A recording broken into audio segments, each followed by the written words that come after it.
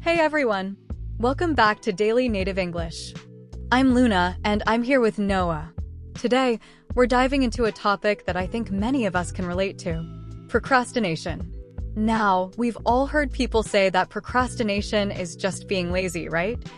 Exactly. So today, we're going to break down why procrastination is not laziness. We'll explore what really goes on when we put things off, and we'll talk about how we can tackle procrastination without beating ourselves up about it. Yeah, absolutely. I've heard that so many times. But the thing is, procrastination and laziness aren't the same. They might look similar on the surface, but there's a big difference between the two. All right. We often think, oh, I'm just being lazy, but most of the time, there's something deeper going on. Fear of failure, perfectionism, maybe even feeling overwhelmed. There are a lot of reasons why we procrastinate that have nothing to do with being lazy. Totally. So in this episode, we want to help you understand those reasons and, more importantly, figure out how to move past them. We'll share some tips that have worked for us, and hopefully they can help you too. And as always, we'll keep it real with personal stories and examples because we've definitely had our fair share of procrastination moments. For sure. So stick around and let's dive into the world of procrastination, what it really is, why it happens, and how we can tackle it without feeling guilty. Ready, Noah? Let's do it. All right, let's kick things off by clearing up the big question. What's the difference between procrastination and laziness? I think a lot of people just lump them together, but they're really not the same thing. Yeah, exactly. Procrastination isn't about not wanting to do something. It's about delaying or avoiding doing it even though you know it's important. There's usually some kind of internal struggle going on, whether it's fear or stress, just feeling overwhelmed. Right. It's more like, I need to do this, but something's stopping me. On the other hand, laziness is more about not wanting to do anything at all. There's no pressure or emotional conflict. You're just not motivated to start or even care about the task in the first place. Yeah, it's like when you have an important project due, and instead of starting it, you find yourself scrolling through social media. You're not being lazy, you're procrastinating because maybe the task feels too big, or you're worried it won't be perfect. Exactly. Procrastination often comes from a place of stress or fear of failure. Like, what if I mess this up? Or this is too hard, so I'll just do something easier for now. Laziness, though, is more like, meh, I don't really feel like doing anything at all. Right? Laziness lacks that inner struggle. It's more of a passive state. Procrastination, on the other hand, is active. You're doing something, just not the thing you're supposed to be doing. Yeah, like when you suddenly decide it's time to clean your entire house instead of writing that report. You're not lazy, you're just avoiding the real task at hand. And, sometimes people feel really bad about procrastinating because they confuse it with being lazy, when really, they're dealing with emotional roadblocks. That's such a good point. Procrastination can often come with guilt, and that guilt makes people think they're being lazy, which isn't true. There's usually a deeper reason why you're not starting that task. Exactly. So if you're listening and you find yourself putting things off, don't be too hard on yourself. We're going to talk about some of those deeper reasons in just a bit, and hopefully you'll see that procrastination is a lot more complex than people think. Yes, and understanding that difference is the first step to handling it better. Once you know you're not just being lazy, you can start to figure out what's really going on. And with that, let's dive into the why. Why do we procrastinate? What's going on in our heads when we avoid tasks? Alright, so we've cleared up that procrastination isn't the same as laziness. Now let's talk about why we procrastinate. Luna, what do you think are some of the biggest reasons people put things off? Oh, there are so many. One of the biggest reasons has to be perfectionism. You know that feeling when you want to start a project, but you hold back because you're worried it won't turn out exactly right. That fear of not doing something perfectly can really make people freeze up. Yes, perfectionism is huge. It's like you have this standard in your head, and if you can't meet it, you'd rather not even start. I remember once I had to write an article, and I kept putting it off because I was so worried it wouldn't be as good as I wanted it to be. I wasn't being lazy. I was just scared it wouldn't be perfect. Exactly. And it's funny because that pressure we put on ourselves to be perfect usually makes the task seem even bigger than it actually is. We build it up in our minds, and then we feel too overwhelmed to even start. Totally. Another big reason for procrastination is fear of failure. You don't want to mess up, so you keep delaying the task. It's like, if I don't start, I can't fail. I've definitely been guilty of that before. Like when I had a big presentation, I kept putting off working on it because I was so worried I'd do a bad job. Oh, same here. Fear of failure is real. I remember back in college, I had this huge paper to write. I waited until the last possible moment because every time I sat down to write, I just kept thinking, what if this isn't good enough? In the end, I rushed it, but it wasn't about being lazy. It was about being afraid of failing. Yes. And it's not just about big tasks like papers or presentations either. Sometimes we procrastinate because of decision paralysis. We have too many choices or options, and we don't know where to start, so we just don't start. Oh yeah, decision paralysis is a big one. I mean, think about something as simple as choosing what to eat for dinner. You've got so many options that it feels overwhelming, so you end up ordering takeout instead of cooking. You procrastinate because making a decision feels like too much effort. That's such a good example. And sometimes we procrastinate because we're emotionally or mentally drained. Like when you've had a long day, and the last thing you want to do is tackle that important task on your to-do list. It's not about laziness, it's more about needing a break, but you feel guilty for not getting it done. Yes, mental exhaustion is a real reason people procrastinate. You're just too tired to focus, so you put things off. I had a friend who was juggling a full-time job and studying for exams, and she kept putting off studying. She felt bad, thinking she was being lazy, but really, she was just burned out. And then there's fear of judgment. Sometimes we avoid tasks because we're worried about what others will think. Like, what if they think my work isn't good enough? That fear can stop us in our tracks. Absolutely. Fear of judgment can keep us stuck. I remember when I was learning to play the guitar, I avoided practicing in front of people for the longest time because I didn't want to be judged for not being good enough. I kept telling myself I'd practice later, but really, I was just afraid of what others would think.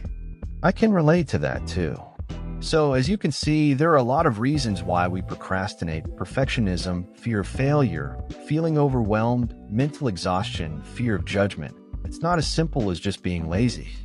It's usually more about the emotions behind the task. Exactly. Once you start to understand those emotions, it becomes easier to manage procrastination. And it's important to be kind to yourself when you're procrastinating. It's not about being lazy. It's about what's going on underneath. Yeah. And coming up next, we're going to talk about some strategies to overcome procrastination. We'll give you tips to help tackle those feelings of overwhelm and fear so you can get things done without stressing yourself out. Okay, so now that we've talked about why we procrastinate, let's get into the good stuff: how to actually overcome it. There are a lot of different strategies, but the key is finding what works best for you. I'll start with one that's been super helpful for me, which is breaking tasks into smaller steps. Yeah, that's a classic, but so effective. I mean, it sounds simple, but when a task feels overwhelming, it's usually because we're thinking of the whole thing all at once. If you break it down into smaller, bite-sized steps, it feels a lot more doable. Exactly. Like, if you have to write a report, instead of thinking, I have to finish this whole report, start with just writing the introduction. Once you finish that, move on to the next part. It's all about making it feel less intimidating. I always feel so much better when I focus on just getting one small part done at a time. Same here. It's like tricking your brain into thinking, this isn't so bad. Another thing that really helps me is setting mini deadlines. Let's say you've got a week to complete a project. Set a deadline for each part of it. It helps to avoid that last-minute rush, and you feel a sense of accomplishment as you hit those smaller goals. That's such a good tip. And speaking of deadlines, sometimes when I'm really struggling to start something, I use a timer. I'll set it for just 10 or 15 minutes and tell myself, okay, I'll just work on this for 10 minutes. Once I get started, I often end up working longer because the hardest part is just getting going. Oh, definitely. That technique is called the Pomodoro technique, right? You work in short bursts, like 25 minutes, and then take a break. It's great because it makes the task feel more manageable, and it gives you permission to take breaks without feeling guilty. Yes, exactly. Breaks are so important, and that leads me to another tip. Don't forget to take care of yourself emotionally. A lot of procrastination comes from stress or feeling overwhelmed, so practicing self-compassion can really help. If you're constantly beating yourself up for procrastinating, it's going to make it harder to get started. That's such a good point. I think people forget that sometimes procrastination is a sign that you need a break, not that you're lazy or unmotivated. So when you're procrastinating, maybe ask yourself, am I avoiding this task because I'm tired or stressed? If the answer is yes, maybe it's time to give yourself a little grace. Yes, totally. And something I've learned is to forgive myself for procrastinating in the past. Instead of feeling guilty about the time I've wasted, I try to focus on what I can do now to move forward. Guilt just keeps you stuck in that cycle of avoiding tasks. Absolutely. And one more thing that's helped me is scheduling relaxation time on purpose. When you plan downtime, you don't feel guilty about resting. That way, okay, I'll relax now, but I'll get back to work after. It stops you from blurring the line between rest and procrastination.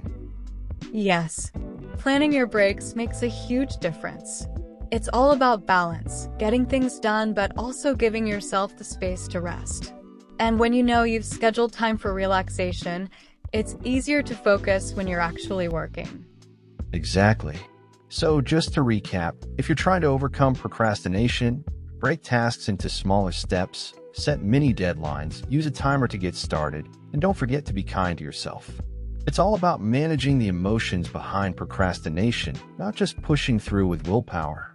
Yes, and don't feel like you have to do it all perfectly.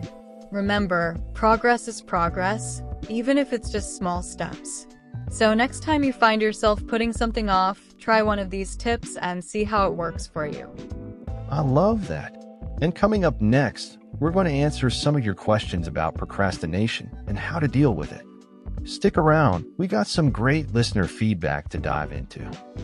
Now that we've covered some great tips for overcoming procrastination, let's dive into our Q&A segment. We've got some fantastic listener feedback and questions that relate to today's topic. Yes. Thank you to everyone who sent in their questions and comments. Our first question comes from Jamie, who asks, how do I deal with procrastination when I'm overwhelmed with too many tasks? That's such a common struggle. Absolutely, Jamie. When you're overwhelmed, it can feel impossible to start. A great way to handle this is to prioritize your tasks. Take a moment to write down everything you need to do and then rank them based on urgency or importance. Focus on one task at a time instead of trying to do everything at once. Exactly. And remember to break those tasks into smaller steps too. It's all about making things feel manageable. You can even use a simple tool like a checklist to mark off completed tasks. That little sense of accomplishment can really motivate you to keep going. Definitely. Our next question is from Alex, who says, I often find myself procrastinating on tasks that I actually enjoy. Why is that? Great question, Alex. That's interesting. Procrastinating on enjoyable tasks can sometimes be about fear, even if it's subconscious. Maybe you're worried about how good you'll be at it, or you might have set high expectations for yourself. It's also possible that you're feeling pressure to be perfect in those tasks. Right, and sometimes we procrastinate because we're just not in the right headspace. Even if we enjoy a task, if we're tired or distracted, it can feel hard to start. Alex, if you're feeling this way, try scheduling specific time to work on those enjoyable tasks when you're most energized. Great advice. And our last question for today comes from Mia, who writes, "How do I stop feeling guilty about procrastinating?" This is something many people struggle with, so it's a very relevant question. Yes, guilt can be a real trap. Mia, remember that procrastination isn't a reflection of your worth. It's often a response to stress or overwhelm. Try shifting your focus from guilt to understanding. Instead of beating yourself up, ask why you're avoiding the task and how you can address those feelings. Exactly. Acknowledge your feelings and give yourself permission to take a break if you need it. Guilt only adds to the stress, making it harder to start again. Instead, focus on progress.